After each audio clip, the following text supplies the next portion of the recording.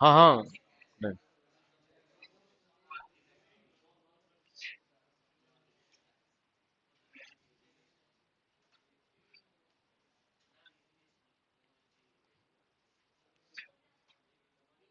तो आने वाले कमिंग आज के दिन, कल या परसों में भी 1 2 3 3 डेज लगातार आपके करंट अफेयर कंप्लीट होंगे एक बार कंसेक्टिवली, ठीक है।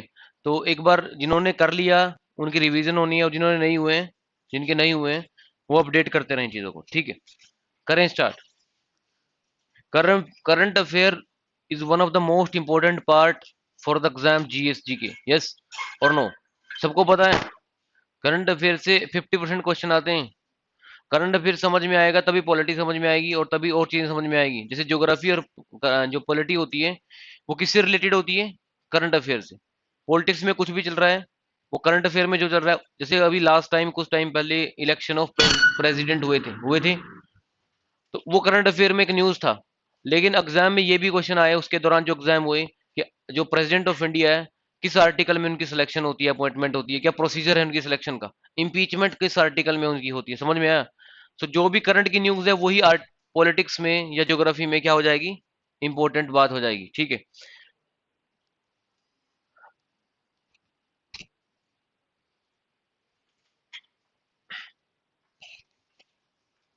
तो ये तो पूरी न्यूज, पूरा कंप्लीट न्यूज पेपर है। मैं बार बार बोलता हूँ, जो मैं टिक करूंगा वही पढ़ने हैं आपने।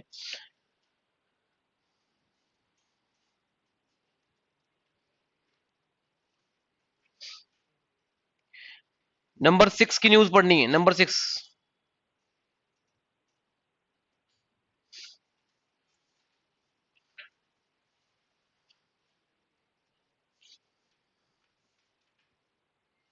महाराष्ट्र गवर्नमेंट, इससे पहले आंध्र प्रदेश गवर्नमेंट ने ये स्टेट लेवल पे इन्होंने अपनी विधानसभा में ये लॉ पास किया है। स्टेट लेवल और सेंटर लेवल दो तरह के लेवल होते हैं, सबको पता है। सेंटर लेवल पे कौन करती है? पार्लियामेंट करती है, कोई कानून को पास। और स्टेट लेवल पे कौन करती है? विधानसभा। क्या करती है? पार्लियामेंट ऑफ इंडिया, जिसमें मेंबर ऑफ पार्लियामेंट्स होते हैं, कौन होते हैं? और स्टेट लेवल पे विधानसभा में जो मेंबर होते हैं विधानसभा के, वो कौन होते हैं भाई, बताओ? विधानसभा के मेंबर को क्या बोलते हैं? एमपी बोलते हैं ना? क्या बोलते हैं?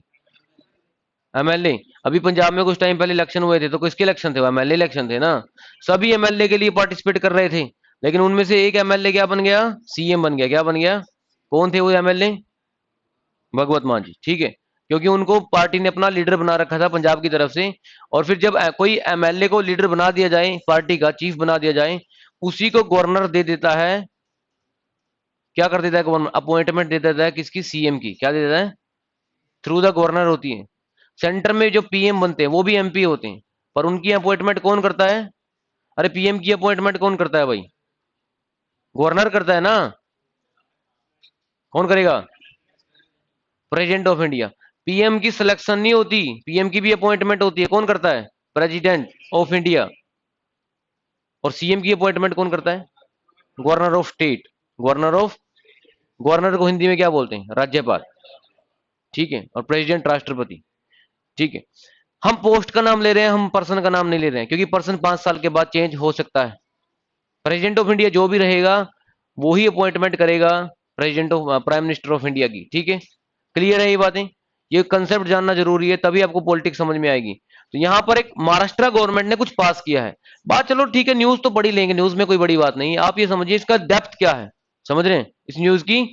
महाराष्ट्र गवर्नमेंट ने अपना रूल कैसे पास कर दिया। यह स्टेट लेवल पे भी विधानसभा अपने रूल्स बनाती है, लॉ बनाती है। समझ में आए? उसको कौन सी सभा कहते हैं? विधानसभा। इंग्लिश में बोलते हैं member of legislative assembly. Member of legislative assembly. Clear है बात?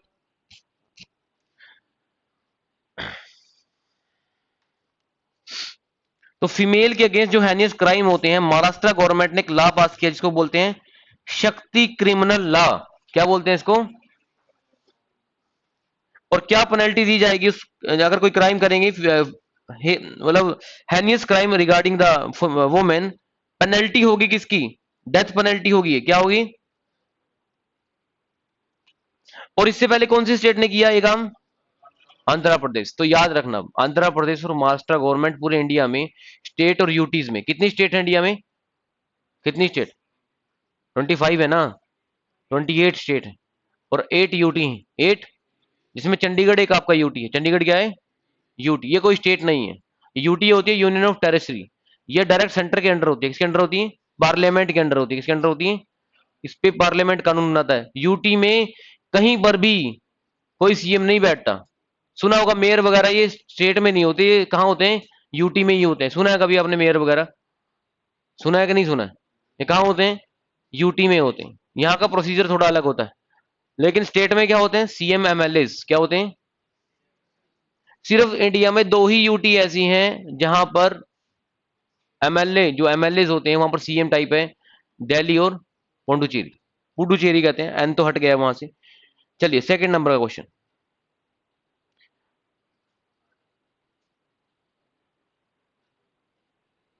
अभी मैं बात कर ही रहा था, जैसे प्रेसिडेंट ऑफ इलेक्शन होते हैं, तो प्रेसिडेंट के इलेक्शन में कौन कौन वोट करते हैं? आपने डाली थी सबने? नहीं डाली? कहां चले गए थे? प्रेसिडेंट के इलेक्शन में वोट ही नहीं डाली आपने? क्यों नहीं डाली? अरे वोट डालना आपका अधिकार है। प्रेसिडेंट के इलेक्शन में अभी जो पंजाब के इलेक्शन जो स्टेट से हुए हैं, पंजाब जो पंजाब से हैं, उन्होंने तो वोट डाली होगी एमएलए के लिए, डाली थी। प्रेसिडेंट के लिए क्या दिक्कत हो गई फिर? क्यों नहीं डाली वोट? वो डायरेक्ट इंडायरेक्ट, वो डायरेक्ट इलेक्शन, दो तरह के इंडिया में इलेक्शन हो सकते हैं, डायरेक्ट और, तो प्रेसिडेंट का इलेक्शन इनडायरेक्ट होता है। उस इनडायरेक्ट इलेक्शन में फिर कोई तो मेंबर होगा ही। कौन मेंबर होते हैं? सारे एमपीज, सारे एमएलए। इनडायरेक्ट क्यों? क्योंकि एमपी एमएलए भी हम ही ने सिलेक्ट किए हैं, उनके लिए तो वोट डाला ही है। सारे एमपी सारे एमएलए स्टेट के, इनमें दो यूटी के एमएलए और ऐड हो जाते हैं। कहाँ कहाँ के? दिल्ली और पुडुचेरी के। समझ में आ गई? प्रेसिडेंट के लिए इलेक्शन कौन कौन करता है? सारे इंडिया के एमपीज, मेंबर ऑफ पार्लियामेंट। आपके एरिया में भी कोई मेंबर ऑफ पार्लियामेंट होगा। मेंबर ऑफ पार्लियामेंट और एमएलए में थोड़ा ये फर्क होता है, मेंबर ऑफ पार्लियामेंट की जो कंस्टिट्यूएंसी होती है वो बड़ी होती है, एमएलए छोटे लेवल में होता है। आप समझ रहे हैं? मतलब पंजाब में कितनी अगर पंजाब का एग्जाम्पल लें, कितनी एमपी की सीट है यहाँ पे? अरे एमपी की सीट कितनी है पंजाब में लोकसभा के लिए? 12-13 के आसपास होगी। और एमपीज कितने हैं, सॉरी एमएलए कितने हैं? 117 के आसपास। तो इसका मतलब वही पंजाब उतना ही है। एमएलए छोटे छोटे एरिया से बनाए जा रहे हैं, आप समझ रहे हैं? और एमपी का लिए 4 या 5, 3, 2 एमएलए के एरिया को मिला के एक एमपी बनता है। आप समझ रहे हैं? तो सारे एमपी वोट देंगे प्रेसिडेंट के इलेक्शन में, सारे एमएलए देंगे। और कौन देंगे? एमएलए कहाँ के होते हैं? स्टेट के होते हैं। किसके होते हैं? और कौन देगा? जो दिल्ली में एमएलए हैं वो भी देंगे, क्योंकि वहां पे सीएम बैठते हैं, केजरीवाल से, पता होगा आपको, वहां विधानसभा है। और एक पुडुचेरी, पुडुचेरी सुना है कभी आपने? कहां पर है? पाकिस्तान में है ना? हाँ, इंडिया में ही है। थोड़ा देखना उसको एक बार, पुडुचेरी कहां पर है। हमारी 8 यूटी हो गई हैं। एक काम ये भी है आप लोगों के लिए, आज मैप खोलना और 8 यूटी काउंट कर लेना कि 8 यूटी बनी कैसे, ठीक है? बाद अदरवाइज मैं एंड में करवाऊंगा एक्सरसाइज एक, ठीक है? 8 यूटी काउंट करनी है आज आपने, कि भारत में 8 यूटी कौन कौन सी हैं। और स्टेट कितनी काउंट करनी है? टोटल 28। अगर एक भी कम हो गई तो आप मेल लिख सकते हैं, प्राइम मिनिस्टर ऑफ इंडिया, आप कर क्या रहे हो? ये स्टेट एक दो आपकी जा रही है, क्योंकि मैप क्या होता है, अपडेट इंटरनेशनल लेवल पे होते हैं। जैसे आपने देखा होगा इंडिया के मैप में कभी ऊपर वाला हिस्सा दिखाते नहीं है, पीओके और सीओके वाला, क्योंकि इंटरनेशनल बॉर्डर डिस्प्यूट चलता रहता है इंडिया का। समझ में आया? तो इंटरनेशनल लेवल पे ये चीजें थोड़ी कहीं, इंडिया का अलग से मैप देखोगे तो अलग कुछ और दिखेगा, वर्ल्ड लेवल पे देखोगे तो कुछ और दिखेगा। समझ में आया? क्योंकि डिस्प्यूटेड एरिया है इंडिया का, पीओके और सीओके वाला पार्ट, पाकिस्तान ऑक्यूपाइड कश्मीर और चाइना ऑक्यूपाइड कश्मीर। ठीक है, चलिए।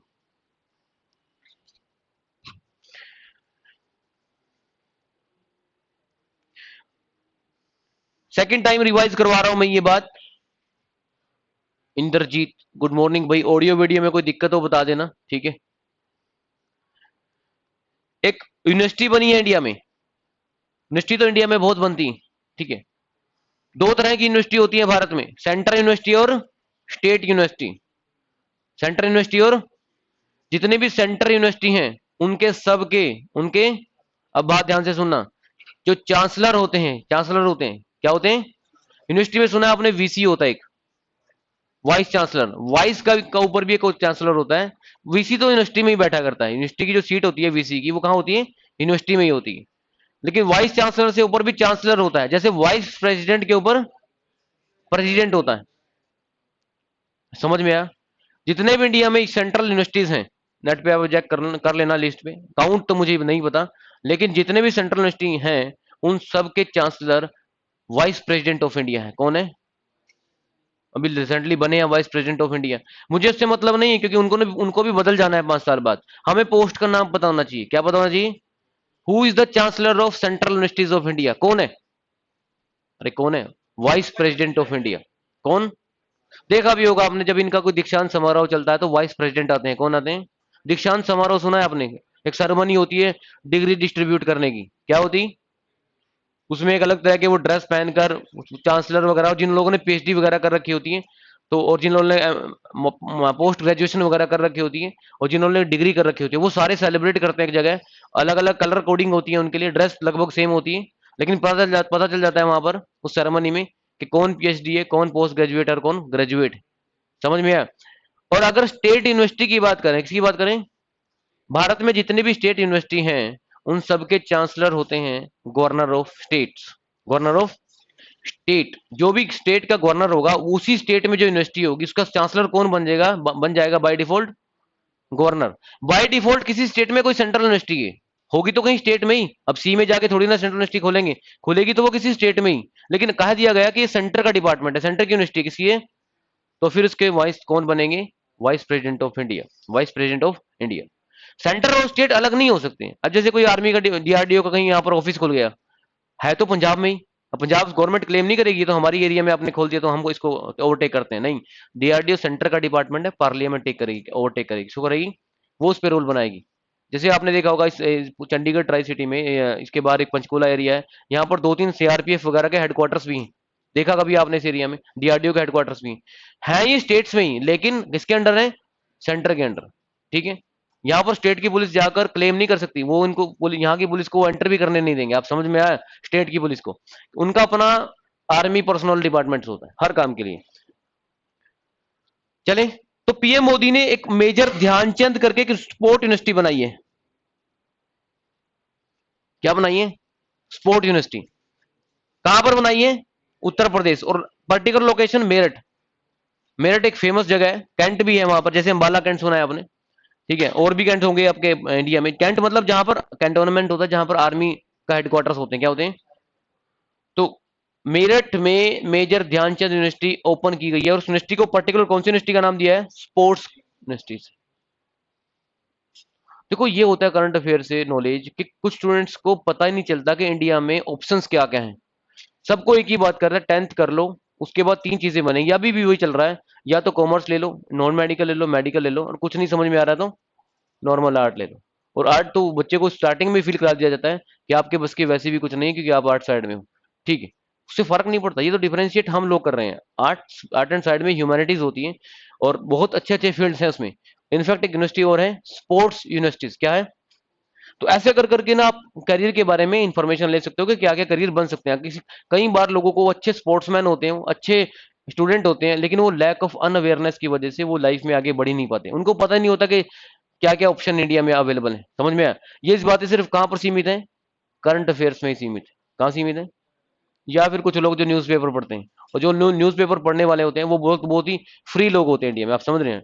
उनके दिमाग में, वो पढ़ते ही है, दिमाग में स्ट्राइक नहीं होती कि स्पोर्ट यूनिवर्सिटी खुली हुई है, तो वहां पर जाके फोन करके पता ही कर लो कि फॉर्म कब निकल रहे हैं। आप समझ रहे हैं? और किसी के आपके आसपास एरिया में कोई स्पोर्ट्स पर्सन है, उसको भी बता दी। समझ में आया?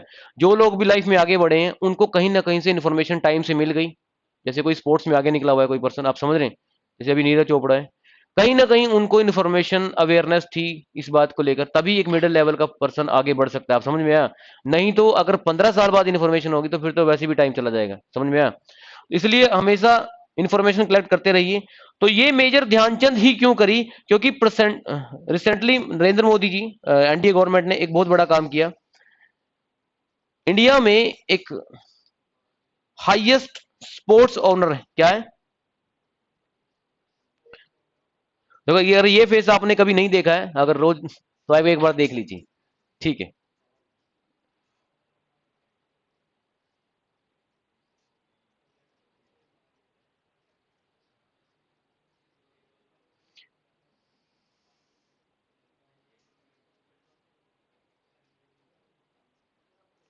हाईएस्ट स्पोर्ट्स अवार्ड कौन सा है इंडिया का? Major Dhyan Chand award. कौन सा? भारत का सबसे बड़ा खेल सम्मान, जिसको स्पोर्ट्स जैम भी बोलते हैं, हिंदी में बोलते हैं स्पोर्ट्स जैम, जो भी जैम में हिंदी में बोलते होंगे, जैम मुझे पता नहीं, हीरा बोलते हैं ना शायद। तो sports jam of India, Bharat का सर्वोच्च खेल रत्न पुरस्कार, वो आज के टाइम में कौन सा है? मेजर ध्यानचंद। ये क्या थे, कौन थे मेजर ध्यानचंद? पता ही होगा आपको उनके बारे में। Hockey player. क्या थे? हॉकी प्लेयर थे। तो लिख लीजिए साइड में, हाईएस्ट। और मेजर ध्यानचंद के बारे में दो तीन बातें। मेजर ध्यानचंद का जिस दिन बर्थडे होता है, उस दिन इंडिया में सेलिब्रेट होता है स्पोर्ट्स डे। क्या सेलिब्रेट होता है?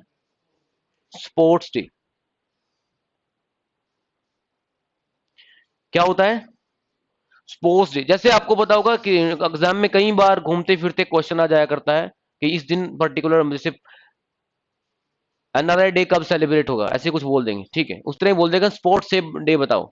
अगर लिंक होगा आपके दिमाग में कि स्पोर्ट्स डे कहीं ना कहीं अगस्त में हो सकता है, क्योंकि मेजर ध्यानचंद का बर्थडे, डेट याद नहीं रखनी होती आपको, वहां पर पेपर में लिंक लगाना होता है कि ये कोई स्टार्टिंग में ही, ना जनवरी में होना चाहिए ना दिसंबर में होना चाहिए, कहीं बीच में, ऐसे कुछ डेट याद रखते हैं, आप समझ रहे हैं। फिर पेपर में ऑप्शन के थ्रू उसको कलेक्ट करते हैं, आप समझ में आया। क्योंकि कितने लोगों ने मेरे कहने के बाद कभी महीने में कम से कम 15-20 एमसीक्यू पढ़े हैं? पढ़े हैं कभी आपने जाके 15-20 एमसीक्यू? और ऐसे नहीं कि ये एमसीक्यू पढ़ा तुरंत जाके आंसर देख लिया, फिर सेकंड एमसीक्यू फिर आंसर देख लिया, ये एक्सरसाइज नहीं होती, समझ में आया। एमसीक्यू पढ़ने का मतलब नॉलेज गेन नहीं करना, सिर्फ अपने दिमाग को प्रैक्टिस करवानी है 1 घंटा बैठकर, हफ्ते 10 दिन या डेली कर लो तो ज्यादा बेटर है। जो सिर्फ क्या, वो एक तरह से एक्सरसाइज है। किस तरह की एक्सरसाइज है? और एक्सरसाइज में हमेशा आपको मेंटली जो आपकी नर्व्स है, जैसे आप जिम जाते हो, वहां पर भी तो आप किसी की हेल्प थोड़ी नहीं लेते हो। अगर आपको ये पुशअप करनी है तो जिम ट्रेनर को बोलोगे मैं नहीं उठाऊंगा, मैंने पैसे दिए हैं, हेल्प करनी पड़ेगी। यस और नो? क्या कहते हो? पुशअप मैं नहीं करूंगा, वो अपने आप मशीन करेगी। आप समझ रहे हैं? हेल्प लोगे तो तुरंत आपकी बॉडी पे उसकी वो नहीं, प्रैक्टिस नहीं हो पाएगी, आप समझ पा रहे हैं। उसी तरह माइंड की है, माइंड को आप क्वेश्चन दिखा के तुरंत सॉल्यूशन दिखा रहे हैं, माइंड की एक्सरसाइज क्या हुई है? नहीं समझ रहे उस चीज को आप। माइंड की जितनी भी एक्टिविटी है वो बिल्कुल बॉडी से मैच खाती हैं। हम सोचते हैं हमें तो पढ़ना है बैठ के, क्वेश्चन 30 की देखे, 3 उसके आंसर देख लिए, हो गया। लेकिन ये वही बात हो गई कि आप गए तो थे जिम, सारा काम उन्होंने ही कर लिया। फिर आप कहोगे पैसे किस बात के दे रखे, मैं 2000 की जगह से 3000 ले लो, लेकिन मैं खुद कुछ नहीं करूंगा, मेरी बॉडी में पेन होती है। वो पेन ही एक्चुअली क्या है? आपकी बॉडी का प्रैक्टिस है, उससे आपका बॉडी का जो स्टेमिना बढ़ेगा उसी बात से बढ़ेगा। एमसीक्यू पढ़ते हुए बहुत दिक्कत होती है, समझ में नहीं आता कुछ, लेकिन वो दिक्कत ही तो सहन करनी है, क्योंकि पेपर में ऐसा हर एक क्वेश्चन में आपके साथ ना हो। 100 क्वेश्चन आए, 100 के 100 क्वेश्चन पेपर में, अगर पेन पेपर में फील करना है 100 क्वेश्चन को, तो वो पेन जितना पहले कम करना चाहते हो तो कर सकते हो। कैसे करके? एमसीक्यू को प्रैक्टिस करके। और जैसा नहीं कि सारा दिन बैठे हुए 15-20 क्वेश्चन जिनके आंसर आपके पास हो ही ना। और पैनिक भी नहीं होना उनको लेकर, मैं हमेशा ही बोलता हूँ, आपसे एक दिन जिम का वेट नहीं उठाया गया, कोई बात नहीं, नेक्स्ट डे फिर ट्राई करोगे, फिर ट्राई करोगे, थोड़ा थोड़ा स्मॉल वेट से शुरू कर दो। सिर्फ आपको अल्टीमेटली माइंड की पावर बढ़ानी है, समझ में आया? कौन सी पावर? गोड नहीं बनना कि आपने गाड़ी उठा दी माइंड से, मतलब देखकर। आपको रिकॉल पावर बढ़ानी, क्या बढ़ानी है? माइंड पेपर में बैठ के रिकॉल करें। कितने लोगों ने शुरू किया है? मैंने तो क्वेश्चन ये पूछा था, शुरू किया है? एक कोई और है? कई कह रहे हैं कि ऐसे ही हाथ उठा लेते हैं, कॉन्फिडेंस नहीं है। अरे किया कि नहीं किया शुरू? कितने लोगों ने शुरू किया है? Very good. और कितने ने नहीं शुरू किया? ये सेकंड क्वेश्चन इसलिए बात के लिए था, मुझे पता था कुछ लोग ना इधर आएंगे ना उधर जाएंगे, आप समझ रहे हैं।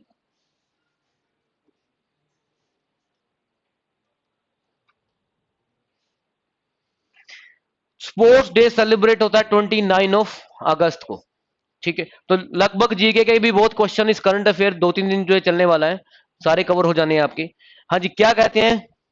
मैजिशियन ऑफ हॉकी कहते हैं मेजर ध्यानचंद को, क्या बोलते हैं? इज ऑल्सो कॉल्ड, इंग्लिश में बोलते हैं विजार्ड ऑफ हॉकी, हॉकी के जादूगर, ठीक है। किसके बारे में है ये wording? Major Dhyan Chand, major Dhyan Chand. एक गोल्डन एरा चला था, और ये बात बहुत पुरानी है, मेजर ध्यानचंद आप लोगों के बर्थ होने से बहुत पहले चले गए इस अर्थ से, ठीक है, इसलिए वो हिस्ट्री में। अब सचिन तेंदुलकर ये वगैरह जो इन पे अभी भी यूट्यूब वगैरह पे कोई ना कोई यूट्यूब बना के शॉर्ट्स बना के इनके यूट्यूब पे डाल देगा कि सचिन का कोई अच्छा मैच रहा होगा, सहवाग का कोई रहा, इस तरह जो क्रिकेटर हैं तो वो यूट्यूब पे डाल दिए जाते हैं। देखा आपने युवराज के सिक्स सिक्स है वो भी डले रहते हैं, समझ में आया। इनकी अवेयरनेस रहेगी आपको, लेकिन कोई पूछेगा नहीं कि सिक्स सिक्स किसने मारे हैं एक ओवर में, वो पूछेगा नहीं, कोई पूछेगा मेजर ध्यानचंद हिस्ट्री में, समझ में आया। तो लगातार 28, 32, 28, 32, 90, 36, 1928, 1932, 1936, ये वो टाइम है जब इंडिया आजाद नहीं था। भारत किसके अंडर कंट्रोल में था? ब्रिटिशर्स के कंट्रोल में था, ब्रिटिश ईस्ट इंडिया कंपनी के कंट्रोल में नहीं था, इंग्लैंड के अधीन था। किसके अधीन था?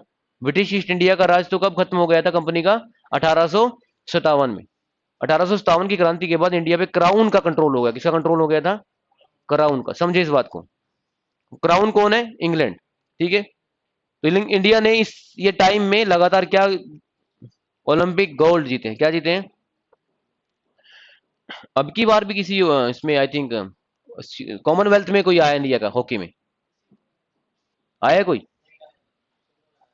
गोल्ड नहीं कह रहा हूं मैं, कोई मेडल आया है? आया ना कोई मेडल। चलो,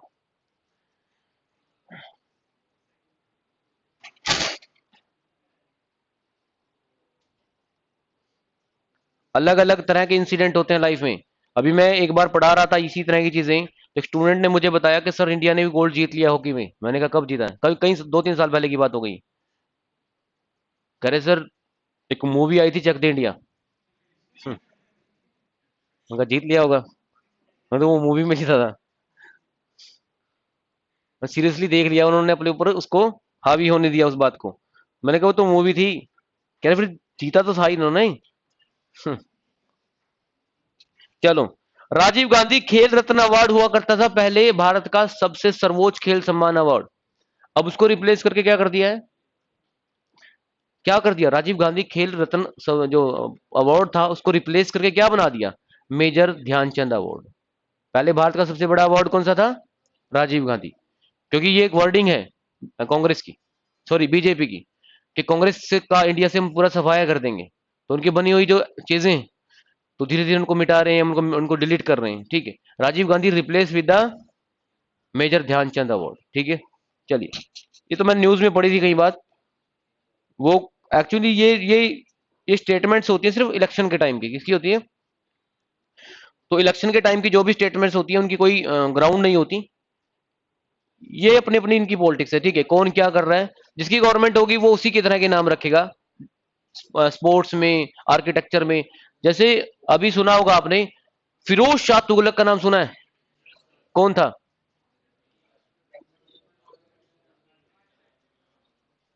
कौन था फिरोज शाह तुगलक?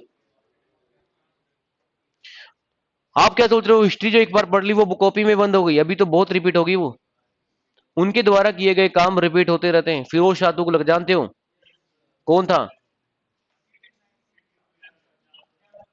फिरोज शाह कोटला मैदान मैदान भी है एक, दिल्ली में था, सुना है कभी आपने फिरोज शाह कोटला? उसका नेम भी रिप्लेस हो चुका है। पहले फिरोज शाह कोटला, बहुत मैच होते रहते हैं इंडिया दिल्ली में, वहां पर दिल्ली में ही है शायद। अभी आई थिंक उसको सरदार वल्लभ भाई पटेल से रिप्लेस कर दिया है। किससे रिप्लेस कर दिए? लेकिन फिरोज शाह कोटला पहले हुआ करता था। ठीक है, क्रिकेट का मैदान, फिरोज शाह कोटला सुना है कभी?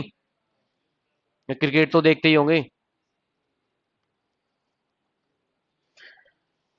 तो फिरोज शाह कोटला किसने बनवाया था? फिरोज शाह तुगलक ने। किसने बनवाया था?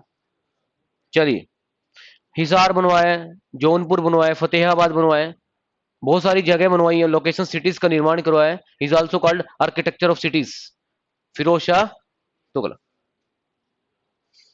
कर लिया नोट?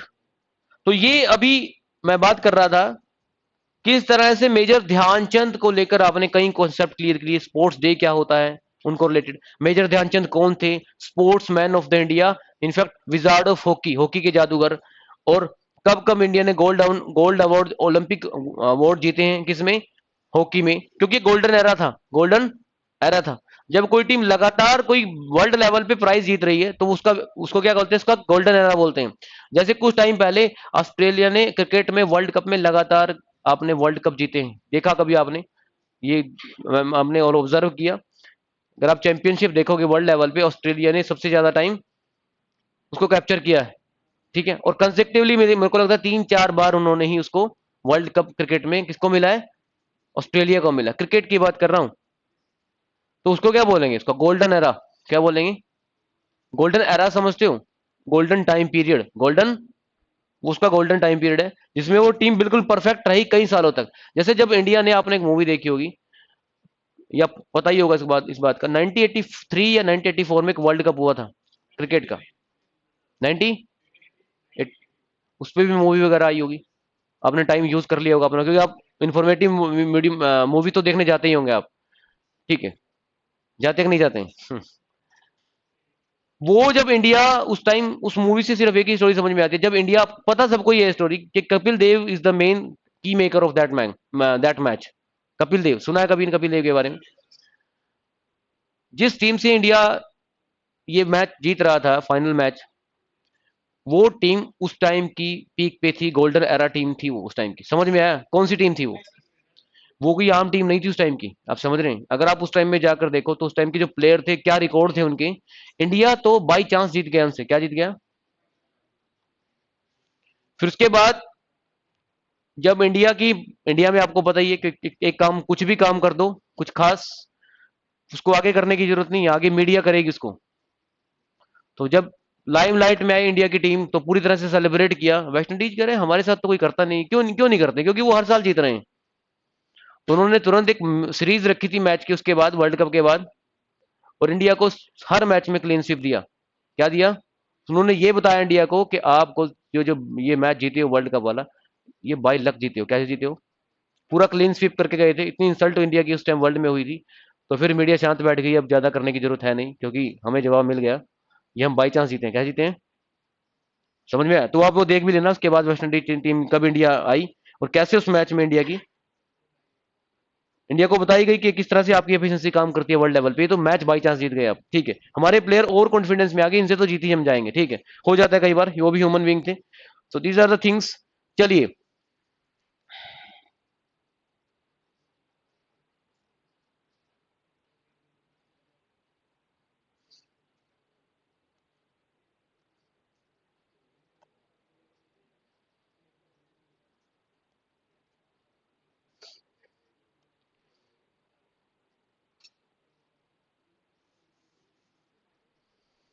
28 नंबर पे देखिए एक बार क्या लिखा हुआ है।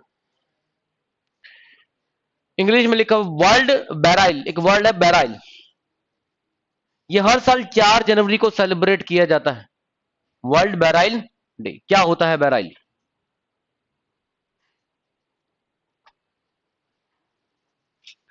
बताओ भाई, बैराइल क्या होता है? नेक्स्ट। सुनना, सुनना, सुनना होता है।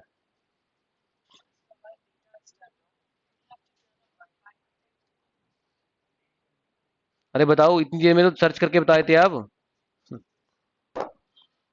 कुछ लोग आगे बैठे हैं, वो इसलिए सर्च नहीं करते कि देख लेंगे, कहीं देख के बता रहे हैं। कई बार एग्जाम में मैंने भी ड्यूटी दी है और फिर बाद में देनी बंद कर दी। कुछ स्टूडेंट इसलिए, मोबाइल होता है उनके पास, कुछ लोग की सीट आगे आ जाती है, और वो यूज ही नहीं करते उसका। तो हमें बताना पड़ता है, कर ले, अब तो 10 मिनट रह गए हैं, कोई बात नहीं, जब ले ही आया रिस्क ले ही लिया। क्या नहीं मतलब होता है बैरल का? जो देख नहीं पाते उनके लिए एक बैराइल लैंग्वेज का बनाई गई है, बैराइल उसको फील करके, जो जो लोग देख नहीं पाते, तो जिनकी आईज काम नहीं करती, तो उनको ना महसूस करके, देखा होगा आपने, जो मतलब जो लोग देख नहीं पाते वो भी अच्छी पोस्ट पे चले जाते हैं, देखा कभी आपने? जॉब लगी होती है इनकी, गवर्नमेंट जॉब, आपको क्या लगता है? ऐसे ही उनकी उनका भी टेस्ट होता है, क्या होता है? और वो जो महसूस करके, वो जो लैंग्वेज फील करके जो पढ़ते हैं, ये ए है, ये बी है, आप समझ रहे हैं? एक बराइल वर्ल्ड लेवल पे एक इंसान था जिसने बराइल इस लैंग्वेज का निर्माण किया। क्या क्या? उनके ही याद करने के लिए, उनको ही याद करने के लिए हर साल 4 जनवरी को हम क्या सेलिब्रेट करते हैं? बैराइल। बैराइल लिपि बोलते हैं। लिपि होती है जैसे हिंदी की देवनागरी है, पंजाबी की क्या है? पंजाबी की क्या है? लिपि समझते हो? लैंग्वेज, गुरमुखी, बिल्कुल। तो ये है भाई, जो डेफ एंड डम्ब, सॉरी, जिनकी आइज नहीं होती, उनके लिए जो लिपि बनाई गई है, लैंग्वेज बनाई गई है, that is called braille, that is called braille. आ गया समझ में? ऐसे मत याद करना कि बैराइल डे 4 जनवरी को, पता ही नहीं है बैराइल क्या, और रटे बैठे हैं 4 जनवरी बैराइल डे, 4 जनवरी बैराइल डे। पता होना चाहिए बैराइल किसके लिए होती है, एक लैंग्वेज होती है किसके लिए, जो देख नहीं पाते। ठीक है, नेक्स्ट देखिए। डीआरडीओ एक साइंस एंड टेक का डिपार्टमेंट है इंडिया का।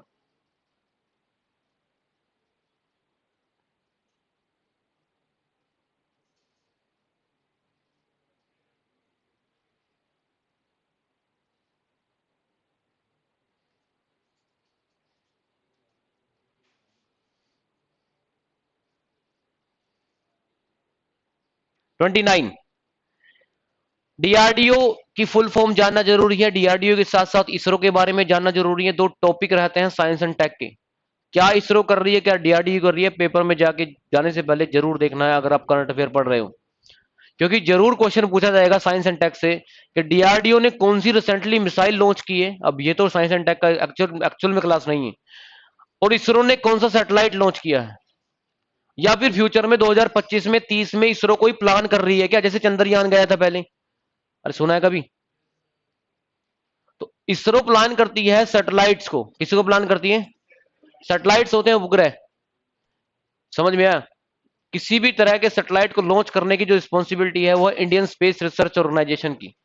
और जो डिफेंस सिस्टम की मिसाइल बनानी, अब वो चाहे मिसाइल आपकी सरफेस टू सरफेस हो, सरफेस टू एयर हो, उसमें फ्यूल पेट्रोल डल रहा हो, डीजल डल रहा हो, या फिर वो न्यूक्लियर मिसाइल हो, वो मिसाइल आपकी सी से लॉन्च करनी हो, वो मिसाइल एक पनडुब्बी से लॉन्च करनी हो, पनडुब्बी तो इंग्लिश में क्या बोलते हैं, सबमरीन, वो सारे काम किसके होते हैं, उसके सारे वर्जन बनाना किसका काम है, डीआरडीओ का काम है। किसका काम है, तो साइंस एंड टेक के दो डिपार्टमेंट, डीआरडीओ, फुल फॉर्म क्या है भाई डीआरडीओ की, सुना है कभी डीआरडीओ के बारे में, डिफेंस रिसर्च डेवलपमेंट ऑर्गेनाइजेशन, नाम से ही आ गया डिफेंस का काम है। और डीआरडीओ का मेन काम क्या है, इस मिसाइल के ऊपर एक missile man of India statement बनाई गई है, who is the missile man of India, factual question है, अब्दुल कलाम। ठीक है,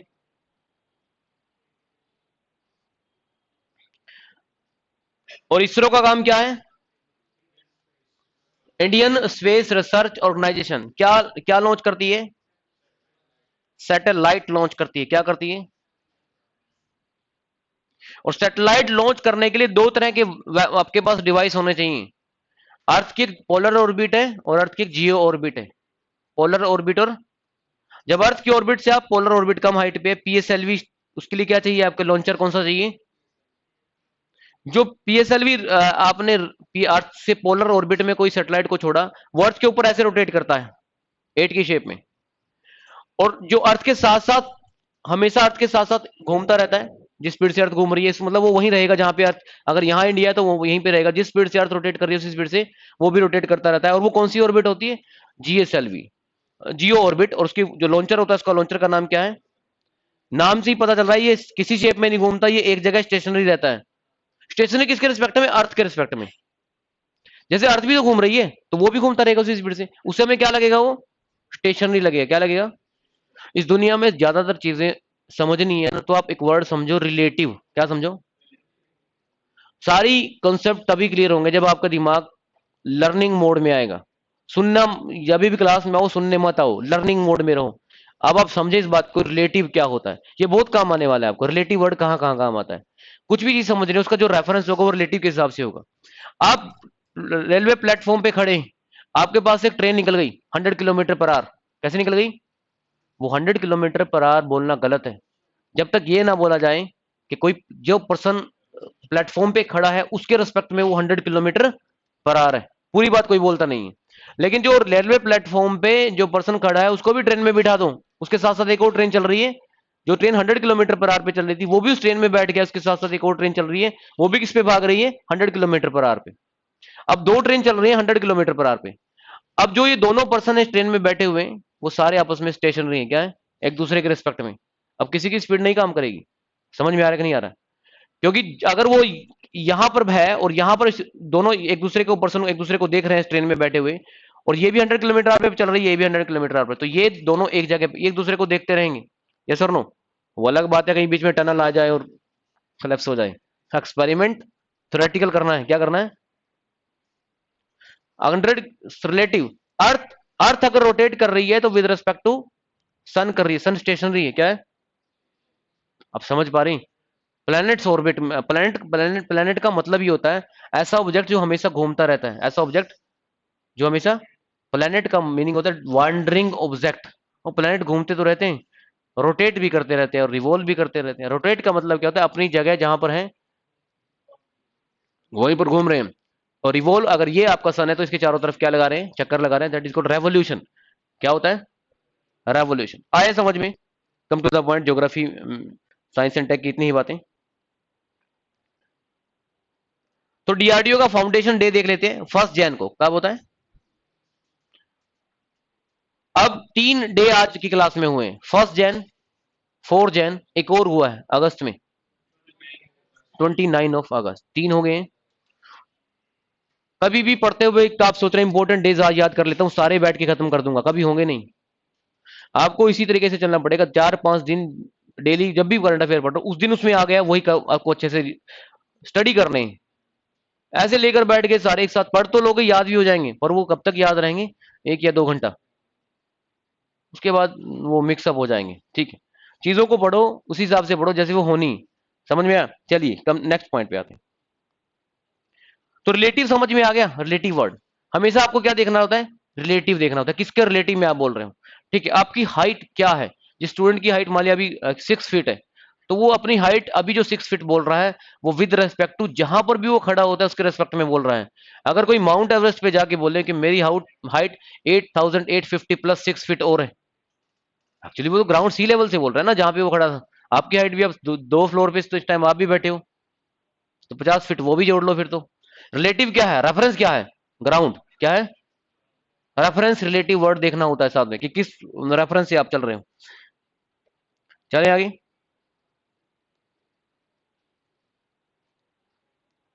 सो डिफेंस की नेक्स्ट बात, इससे पहले मैं आगे जाऊं,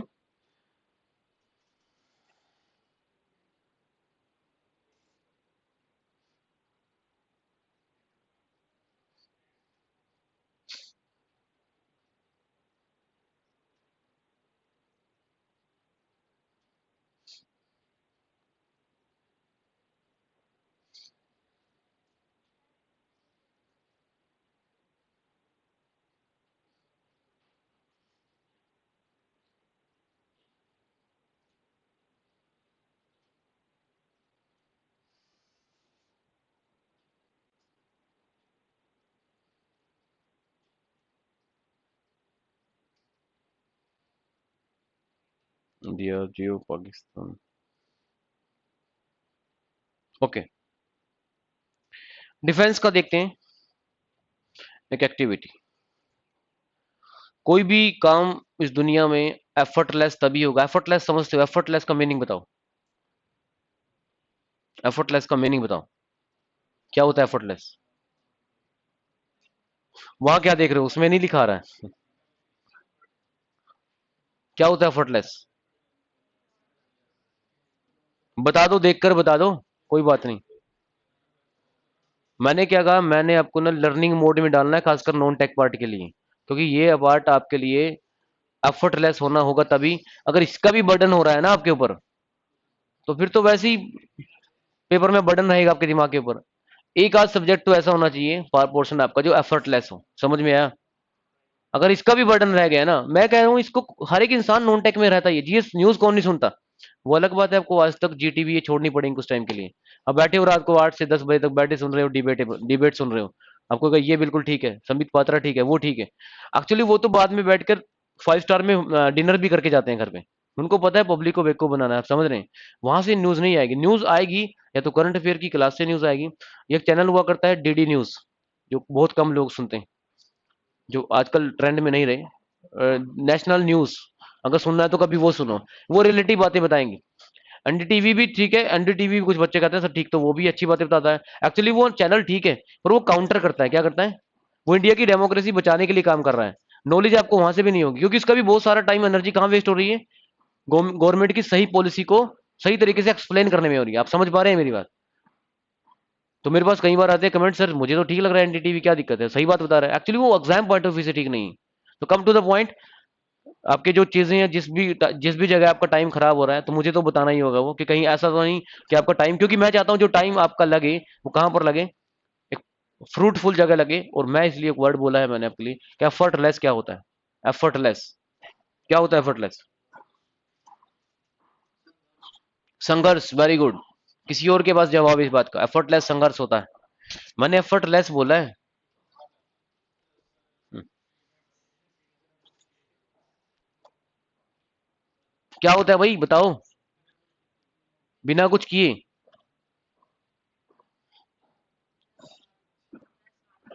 लेस हार्ड वर्किंग, और किसी के पास? बाकी बैठे हैं, किसी का नेट नहीं चल रहा है? रमन सर से ले लो पासवर्ड वाईफाई का, चेंज कर दिया। एफर्टलेस का मीनिंग क्या होता है? टाइम हो गया क्या? स्टूडेंट्स भी सोच रहे हैं कि टाइम ही हो जाए तो ज्यादा बढ़िया है, क्या सर्च करना है? हाँ जी। अच्छा एफर्टलेस, अच्छा उसकी हेल्प कर दे, बिल्कुल सही है, ये भी ठीक है। और बताओ भाई, जब कोई इंसान किसी काम को करता है और वो करते हुए लगता है यार इसको इसको दिक्कत ही नहीं हो रही है काम करने में, जैसे आप गाड़ी ड्राइव कर रहे हो और आप फर्स्ट टाइम गाड़ी ड्राइव कर रहे हो, और किसी और एक एक्सपर्ट ड्राइवर है जो 20 साल से चला रहा है, आपको चलाने में दिक्कत आएगी लेकिन उसको चलाने में दिक्कत, किस बात का फर्क है? वो एफर्टलेस चला रहा है इसको, वो कई बार सो भी जाएगा तब भी चला लेगा। होता है ना कई बार, होता है ना कई बार, मेरी आंख लग गई थी, उसका माइंड ने ट्रेन इतना इतने ज्यादा हो गया इस चीज को लेकर, उसका माइंड सबकॉन्शियस माइंड में ट्रेन हो गया है। कई बार बीच बीच में ये ट्रक वो ड्राइवर होते हैं, कई बार सोते रहते हैं और कई बार मिस हैपनिंग हो भी जाती है, एफर्टलेस तो चलाते ही हैं वो, उनको फर्क ही नहीं पड़ता। आप लोग कितने भी बड़े एक्सपर्ट हो प्लेन एरिया में गाड़ी चलाने के, लेकिन अगर माउंटेन एरिया में जा रहे हो तो दिक्कत तो आपको भी आ सकती है वहां पे। एफर्टलेस आप नहीं हो सकते। आप एफर्टलेस का मतलब समझ रहे हो? क्या मतलब होता है एफर्टलेस?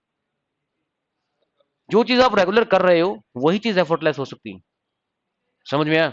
आपको लगता है कई बार क्रिकेट प्लेयर, आईपीएल के प्लेयर, या भी जो जैसे अभी कौन, नीरज चोपड़ा करके है, एक्चुअली दे ये अपने काम को एफर्टलेस इसी कर लिए कर रहे हैं, जो ये करना चाहते हैं ना, जिस दिन ये करते हैं, जिस दिन इनको प्राइज मिलता है, उस दिन भी ये वही काम कर रहे हैं जो उससे 10 साल पहले कर रहे हैं। आप समझ रहे हैं? आप कभी भी जब काम कर रहे होते हो ना, जब आप प्रैक्टिस कर रहे हैं, जैसे आप किसी भी टाइम दिन के स्लॉट में पढ़ रहे हैं, आप सोच रहे हैं ये पता नहीं ये पढ़ा हुआ आएगा कि नहीं आएगा, एक्चुअली आपको एफर्टलेस बनना है। क्या बनना है? वो 4 घंटे आपके इसलिए जरूरी नहीं है कि आज यहां से कुछ आएगा, वो 4 घंटे इसलिए जरूरी है कि 1 साल के बाद जब आप एग्जाम में बैठोगे, आपको एग्जाम में बैठकर 3 घंटे का 2 घंटे का पता ही नहीं चलेगा कि आप एग्जाम में बैठे हो। वो चीज को एफर्टलेस बनाने के लिए आपको डेली 2 घंटे 2 घंटे 3 घंटे बैठना होता है, उसको मोमेंटम बनाने के लिए, फिर एग्जाम में लगेगा। और फिर उसमें बैठने का भी रहता है कि क्या करोगे आप उसमें, थ्योरी पढ़ोगे क्या एमसीक्यू पढ़ोगे? चलो थ्योरी 2 घंटा थ्योरी पढ़ लिया, और पता है 1 घंटा पेपर में एमसीक्यू फेस करने से 1 घंटा उसकी भी प्रैक्टिस की, वो एग्जाम में एमसीक्यू आपके लिए एफर्टलेस लगेंगे। आप कहोगे बैठे हुए किसी स्टूडेंट को देखोगे, ये तो बड़े सही से क्वेश्चन कर रहा है, मैं क्यों नहीं कर पा रहा हूँ? क्योंकि उसने उसको एफर्टलेस बनाया है। आप समझ रहे हैं? यहाँ कंपटीशन पेपर में इंटेलिजेंसी खत्म हो जाती है। इंटेलिजेंसी सिर्फ कब तक काम आती है? जब तक आप एकेडमिक पेपर दे रहे हो। क्या दे रहे हो? वहां पर ज्यादा चीजें फर्क नहीं पड़ता, वहां पेज भरने का इंडिया में एक ट्रेंड है। आपने लोगों ने तो बीटेक डिप्लोमा सब किया, आपको पता है एग्जाम से एक दिन पहले पढ़ लो और जो भी याद रह गया सुबह तक, 10 बजे 11 12 बजे तक पेपर खत्म हो जाएगा, सब कुछ मिक्स कर देना, लिख आना है। और जो पेपर ज्यादा पेपर छोड़ के आया उसकी री भी आती है कि नहीं आती? उसमें आपका ये कंसेप्ट काम नहीं करेगा। एफर्टलेस बनाने का मतलब है जो चीज एक्यूरेटली करनी है उसको बार बार करना पड़ेगा। क्या करना पड़ेगा? एक दिन बैठ के एमसीक्यू कर लिया और सोच रहे हो 10 दिन 15 दिन ठीक हो निकल जाएंगे मेरे, एक्चुअली फिर से वही बात आ जाएगी। तो जो भी वर्ल्ड लेवल पे प्लेयर है ना, अच्छे प्लेयर हैं, ये वर्ल्ड में लेवल का मतलब ये अपने आप, पहली बात तो उस लेवल पे रहना बड़ा मुश्किल है, क्योंकि अगर आप ओलंपिक में खेल रहे हो या इंडिया की टीम में खेल रहे हो, उन इंडिया में 130 150 करोड़ लोग जितने भी हैं, उनमें 11 या 21 में आना या एक दो होना, यही बहुत बड़ी बात होती है। आप समझ रहे हैं? वहां पर रहने के लिए ही आपको एफर्टलेस रखना पड़ेगा अपने आप को। क्या रखना पड़ेगा? अगर इंडिया की क्रिकेट टीम में जो भी, कौन है इस टाइम कैप्टन? रोहित शर्मा। उसके पहले कौन थे? विराट कोहली। एफर्टलेस लग रहे थे चीजों को, उससे स्ट्रगल कर रहे थे, यस और नो? तो उनका डिमोशन हुआ, हुआ कि नहीं हुआ? मैं ये नहीं कह रहा आप खुश हो रहे हैं, अच्छा हुआ, एड में ज्यादा जा रहा था, होना ही था। आप चीजों को समझिए अपने हिसाब से। एफर्टलेस चीजें नहीं, उसके साथ चीजें एफर्टलेस नहीं हो रही है। जब वो रन मशीन था तो एफर्टलेस था सब कुछ। समझ में आया? नेचर भी ऐसे ही काम करती है। लगातार जो काम करना चाहते हो, पेपर देना चाहते हो, एफर्टलेस बनना पड़ेगा। क्या बनना पड़ेगा? अब शॉट मारते हुए जो भी प्लेयर मार रहे हैं, जो भी बॉलिंग अच्छी कर रहे हैं, उन्होंने इसको लगातार वही काम कर करके एफर्टलेस बना लिया। समझ में आया? That is the power of practice, power of Indian. Indian जो आपकी डिफेंस है, ये भी प्रैक्टिस करते रहते हैं, क्योंकि जो उनकी जो लाइफ होती है डिफेंस सिस्टम की, कभी भी वार हो सकता है। अब वार रोज तो होगा नहीं, और जिस दिन वार होगा उस दिन आपके सारे अपरेटस चलने जरूरी हैं। आप समझ रहे? आपने बोल तो दिया कि हमारे पास ये मिसाइल है, वो मिसाइल है, पता चला उस दिन बटन दबा रहे हैं, चल ही नहीं रहे हैं। उधर से पाकिस्तान के चल क्यों नहीं रहा है? क्योंकि प्रैक्टिस ही नहीं की। आप ऑन कर रहे हैं, आपका आपके पास एक युद्ध पोत है, मतलब बहुत बड़ा समुद्री जहाज है, सी शिप है, वो चल ही नहीं रहा है, किसी का गियर सिस्टम खराब हो रहा है। उधर से अटैक कर रखा है चाइना ने, कह रहा है अब क्या करें इसका। हम्म, फिर एक और शिप लाके इसको वहां से खींच रहा है, इसी को डिस्ट्रॉय कर देगा चाइना। तो कहीं और में एनर्जी क्या हो गई? वेस्ट हो गई। क्या हो गई? एफर्टलेस कब ठीक होगा? जब प्रैक्टिस करेंगे। तो यही रीजन है कि जो इंडिया की डिफरेंस जो नेवीज है, डिफेंस सिस्टम है, आर्मी है, एयरफोर्स है, आर्मी, सब कुछ मिलकर क्या करते हैं? एक्सरसाइज करते रहते हैं। क्या करते रहते हैं? एक एक्सरसाइज हुई है इंडिया में, विशाखापट्टनम सुना होगा आपने, ये लोकेशन, मिलान। क्या? 46 कंट्रीज ने मिलकर, वर्ल्ड की, इंडिया ने एक इनविटेशन दिया था, और एक मिलान करके एक एक्सरसाइज करी। कहां पर? विशाखापट्टनम में। पेपर में पूछ सकता है कि मिलान एक्सरसाइज किस सिस्टम की है? ये आर्मी सिस्टम की है, नेवी की है, या एयरफोर्स की? और कब किया था? 25 फरवरी को हुई थी। क्योंकि जनवरी के करंट अफेयर आप पढ़ रहे हो, इनविटेशन जनवरी में ही जाएगा 25 फरवरी के लिए। समझ में आ रहा है कि नहीं आ रहा है? आपको इस टाइम अपने आप को इमेजिन करिए, you are in January, you are in January. And the theme of this exercise Milan is camaraderie cohesion calibration. ये डिफेंस के वर्ड है, आप इनका मीनिंग जरूर चेक करना, ताकि आपको थोड़ा एफर्टलेस आप किस में हो जाए? इंग्लिश में भी, क्योंकि आपको पता है इंग्लिश में भी कुछ पार्ट आपको करना है इंग्लिश एग्जाम के लिए। कभी भी इंग्लिश करने का आपका मन करे कि मुझे 3000 वर्ड याद करने हैं, क्योंकि पेपर में 2 वर्ड आते हैं सिनोनिम्स, 2 क्वेश्चन आते हैं एंटोनिम्स, और 1 वर्ड सब्स्टिट्यूशन। उनको एफर्टलेस ज्यादा बनाने की जरूरत है नहीं, कि अगर आपकी स्कूलिंग कन्वेंट से नहीं है। समझ में आ रहा है? क्या बैठे हो रोज 150 वर्ड याद करते हो? करो, 10 या 15 करो। 150 वर्ड करने का मतलब अपने माइंड को सेचुरेट आप वहीं पर कर दे रहे हो, और आपका उस पर एफर्टलेस हो भी नहीं सकता, क्योंकि आपकी स्कूलिंग आपके कन्वेंट से नहीं है। क्या नहीं है? समझ में आया? क्योंकि आप कितने भी वर्ड याद कर लो, पेपर में पता नहीं कौन शेक्सपियर बैठ जाए आगे, जिसने पेपर बनाया। शेक्सपियर इंग्लिश लिटरेचर का बहुत बड़ा ऑथर था, तो सुना है उनके बारे में। वो पता नहीं क्या वर्ड लिख दें, वर्ड का पता चल जाएगा, फिर 4 आंसर उसमें लिखे होंगे, वो आपको समझ में नहीं आएंगे। क्योंकि इंग्लिश में सिनोनिमन सेंटोमन बहुत सारे वर्ड एक जैसे होते हैं। मैं ये नहीं कह रहा हूँ कि ये हो नहीं सकते, हो सकते हैं, पर आपको आज की डेट से डेली 10 या 15 वर्ड करने होंगे सिर्फ। और आप ये जो 1 साल बाद सोच रहे हो कि एग्जाम में मेरे सारे सिनोनिमन सेंटोमन ठीक हो जाएंगे, कभी भी नहीं हो सकते। समझ में आया? और वो भी 10-15 वर्ड भी तब आपके डाटा स्टोर में स्टोर होंगे जब आप उनको डेली लाइफ में यूज भी कर रहे होंगे। आप समझ रहे हैं? नहीं तो वो जब पढ़ रहे हो तभी तक याद है, कॉपी बंद करते हैं, माइंड में स्टोर हो गए, रिकॉल नहीं होंगे। रिकॉल, क्योंकि एनवायरमेंट हमारा ऐसा है नहीं। ठीक है, चलिए। चाइना ने एक बहुत बड़ा काम कर दिया लास्ट टाइम, एक सन ही बना दिया। क्या बना दिया?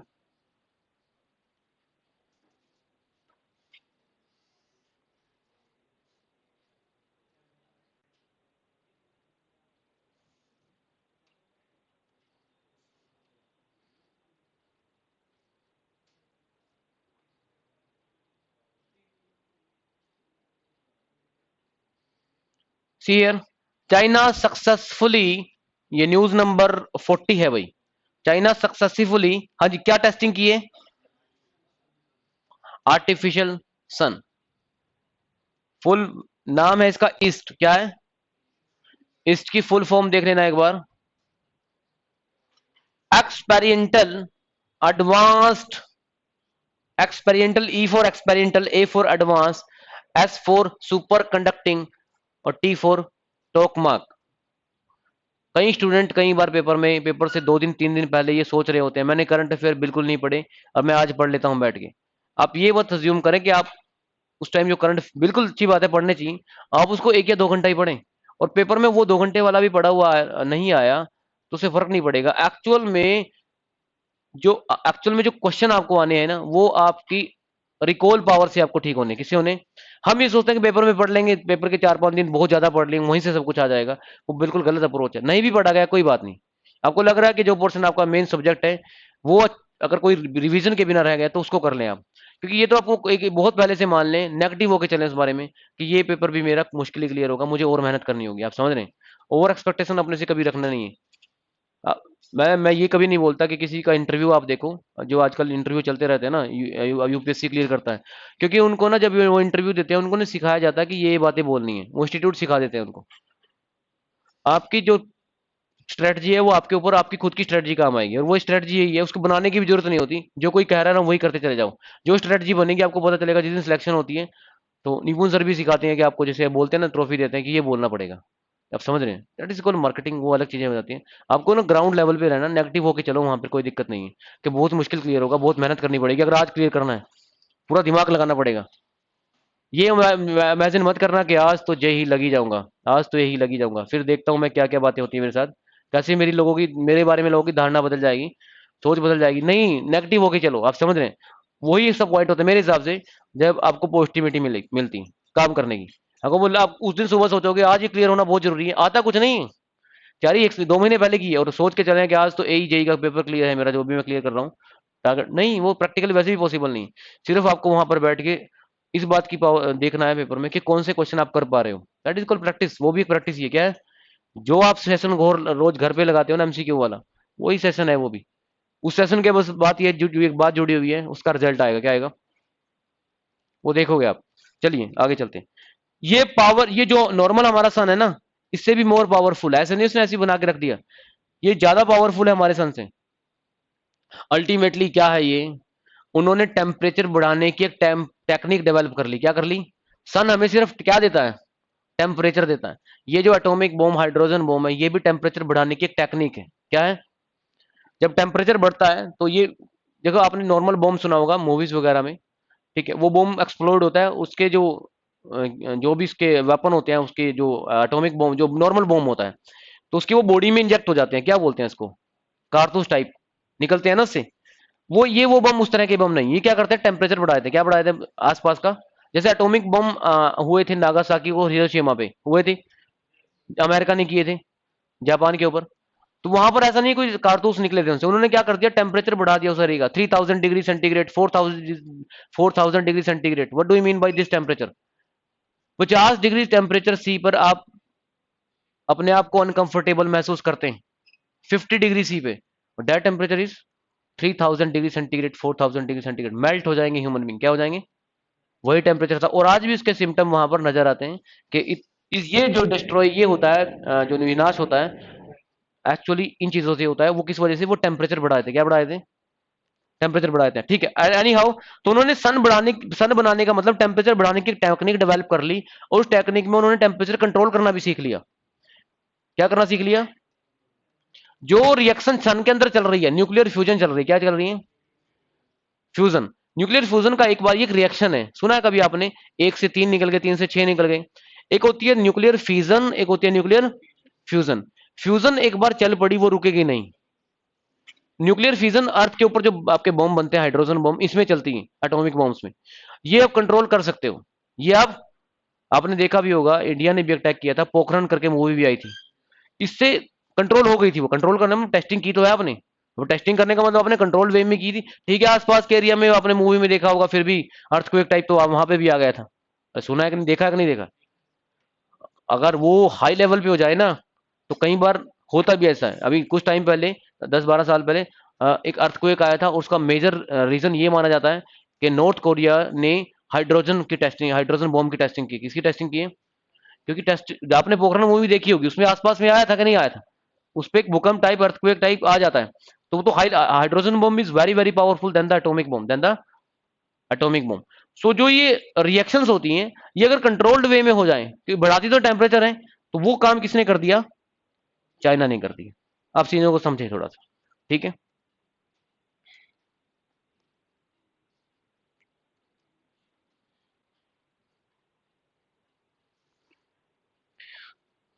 बार बार बोलता हूं, पावर ऑफ प्रैक्टिस और पावर ऑफ रिवीजन पे काम करना है, कि बजाय कंटेंट बढ़ाते चले जाना है। कंटेंट तो मिलता ही रहेगा, आप डेली आ ही रहे हो वहां पे।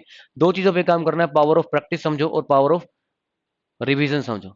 रिवीजन का मतलब आप प्रैक्टिस ही कर रहे हो, बार बार कर रहे हो। 3-4 दिन बाद रिवीजन करके आपको ऐसा लगेगा अब तो इसके एमसीक्यू करने का टाइम आ गया। क्या आ गया? That is a process, that is a process. पहली बार सोचोगे सीधा ही एमसीक्यू लगा रहे हो, रिवीजन कभी किया नहीं। पहले पावर ऑफ रिवीजन समझना होगा, बार बार पढ़ना है, बार बार पढ़ना है। समझ में आया? Automatically you will feel comfortable, effortless in some time. Shakti criminal law याद हो गया? डेथ पेनल्टी वाला। Merit make sport university, merit make, Dhyan Chand के बारे में 2-3 बातें याद रखना। बैराइल डे 4 जनवरी। डीआरडीओ से रिलेटेड याद रखना, डीआरडीओ इसरो के बारे में कुछ मैंने इंफॉर्मेशन शेयर की है आप लोगों के साथ। एंड देन इंडिया की जो मिलान करके नेवी ने किया है, किसने किया है? विशाखापट्टनम इंडिया का कोस्टल एरिया क्या है, और वहां पर नेवी ही काम करी है कोस्टल एरिया में। ठीक है, वहां पर जो डिफेंस होगी। और 25 फरवरी को ये हुआ था। 46 कंट्रीज इसमें, फॉरेन कंट्रीज में उनकी नेवीज को क्या किया गया था, यहाँ पर बुलाया गया था। क्या करने के लिए? प्रैक्टिस करने के लिए। उस प्रैक्टिस का नाम था मिलान। आर्टिफिशियल सन बनाया है चाइना ने, आर्टिफिशियल सन बनाया है चाइना ने। नाम है सन का ईस्ट। क्या नाम है सन का? ईस्ट। फुल फॉर्म याद रखना। ठीक है भाई, बाकी कल करेंगे, बाकी कल करते हैं।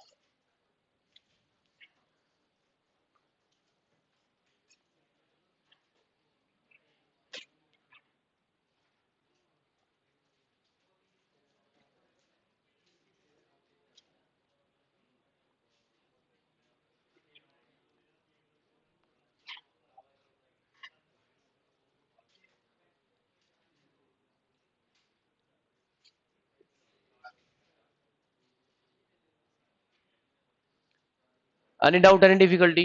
रवि, इंद्रजीत, मनप्रीत।